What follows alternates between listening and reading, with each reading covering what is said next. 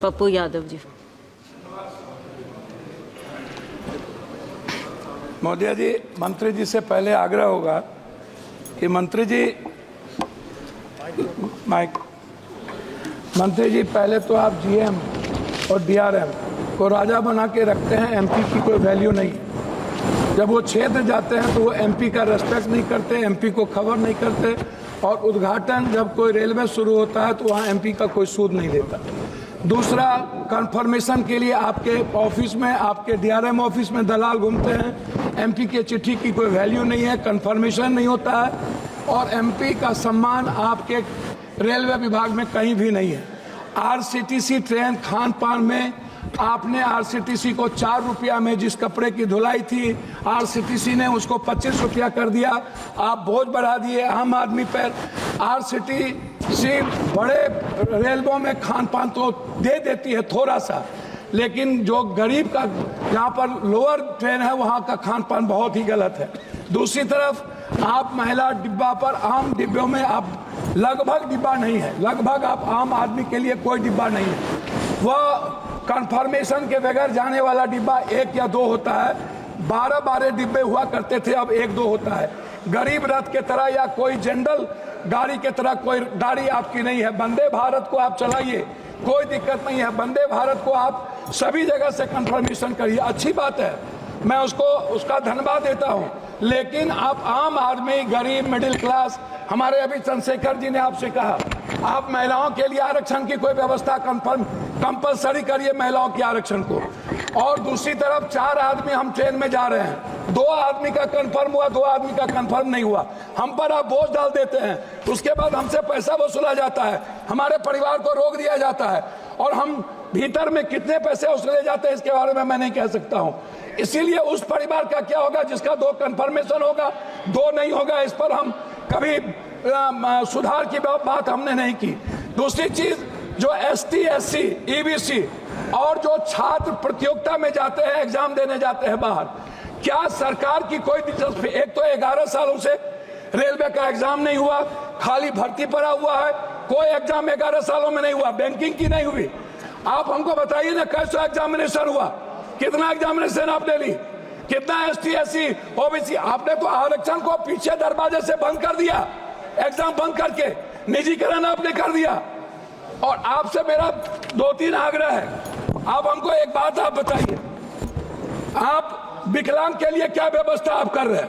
विशेष तौर पर महिलाओं के आरक्षण को कंपलसरी की बात मैंने आपसे कही, महिला सुरक्षा को लेकर के भर्ती की बात, यह सबसे ज्यादा और सबसे इंपॉर्टेंट है।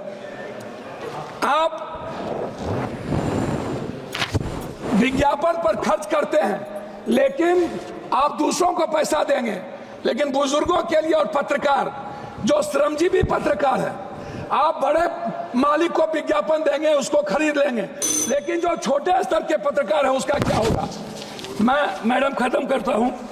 यात्री भाड़ा और माल भाड़ा बढ़ाने के बाद भी आपका रेलवे घाटे में क्यों है? आपने डबल कर दी, ट्रिपल कर दिया, आपका घाटे में क्यों है?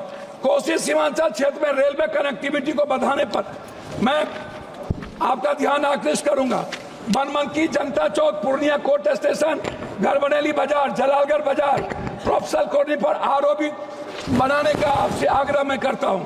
मध्य रेलवे के अधीन सहरसा में रेल मंडल, समस्तीपुर में आजादी के वक्त कांग्रेस के रीजन में हुई, सहरसा में एक रेल मंडल की स्थापना में आपसे आग्रह करता हूं कि उस जोन में कोसी सीमांचल के बीच, सुपौल के बीच में एक रेल मंडल होना आवश्यक है।